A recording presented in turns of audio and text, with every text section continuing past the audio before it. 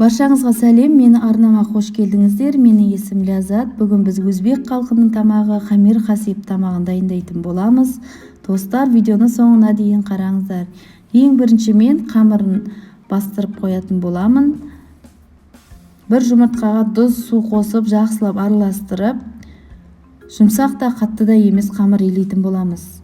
Қамырымызды 20 минутқа тындырып қоямыз. Оған дейін салмасын дайындай береміз. Бұл тамақ голубцыға да, орама тамағына да ұқсас болып келеді. Өте дәмді тамақ. Сондықтан да сіздер де дайындап көріңіздер. Қамырымызды 20 минутқа тындырып, енді салмасын дайындайтын боламыз. Фаршқа күріш, пияз, тұз, бұрыш қосып, жақсылап араластырып дайындап аламыз.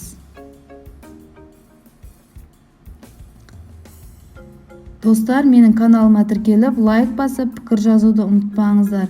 Және де қоңыраушаны міндетті түрде басатын болсаңыздар, менің каналымдағы жаңа өте оңай рецепттер сіздерге көрініп тұрады.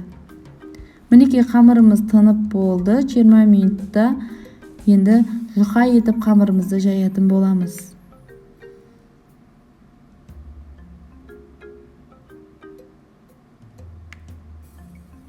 Негізі өзбек халқының барлық тағамдары ерекше, өте дәмді болады ғой. Сол секілді хамир хасиб тамағы да өте дәмді тамақ.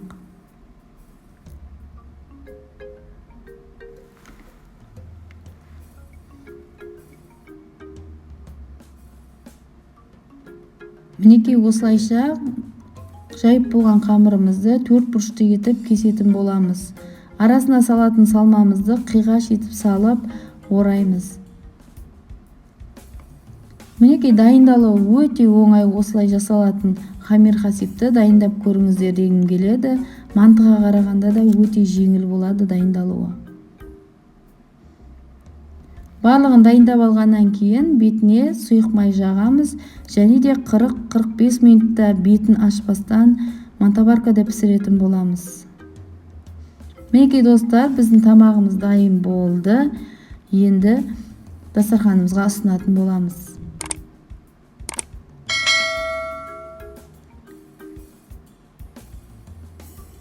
Мінекей мен қаймақпен ұсындым. Дастарханға өте дәмді болып шықты. Сондықтан да сіздер де, егер де басқаша пияздан да бетіне подливка дайындасаңыздар болады.